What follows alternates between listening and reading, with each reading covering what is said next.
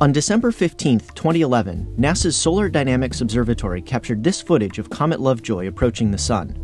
An hour later, it watched as Lovejoy came around the far side of the Sun and began its long trip back to the outer reaches of the solar system. Other NASA spacecraft, such as SOHO and Stereo, also saw Lovejoy's close encounter. Lovejoy marked one of the few times that orbiting telescopes have been able to watch a so-called sun-grazing comet survive its trip around the Sun. Most are not so lucky. Besides being interesting to watch, the images and data collected by NASA's solar observing fleet can also help scientists learn more about the Sun itself. One of the biggest features that comets help reveal is the Sun's magnetic field. Since magnetic fields are invisible, we can only observe them indirectly, like using iron filings over a bar magnet.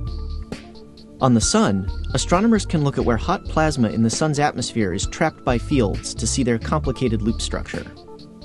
But farther away from the Sun, where the plasma is less dense, this approach doesn't work.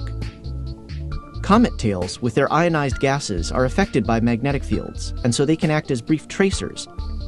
On April 20, 2007, Comet Encke had its tail stripped off abruptly by a coronal mass ejection that carried a strong parcel of magnetic field through the solar system.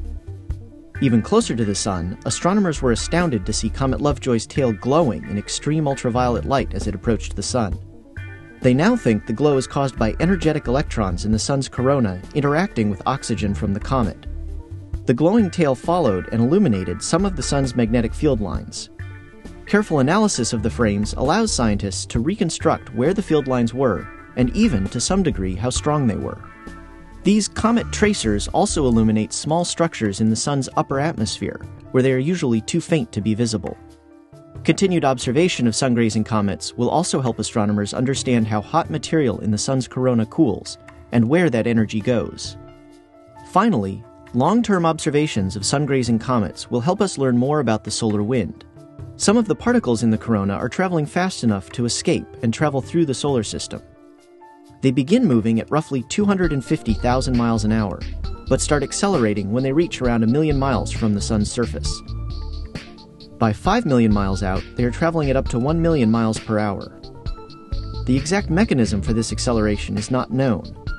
Comet tails that are blown off by the Sun travel with the solar wind and can act like a dye tracer in a river. Because they are made of different materials than the usual solar wind, they are distinct and easy to pick out, so they can show exactly how the acceleration unfolds. Because we are in a period of high sun-grazing comet activity, scientists can expect many more chances to watch these natural research satellites in the coming years. In fact, another large comet is expected to have a close solar pass on November 28, 2013. This comet is roughly the size of Hale-Bopp, so it should give quite a show. It will also undoubtedly be a treasure trove of information for scientists, and who knows what new solar secret it might unlock.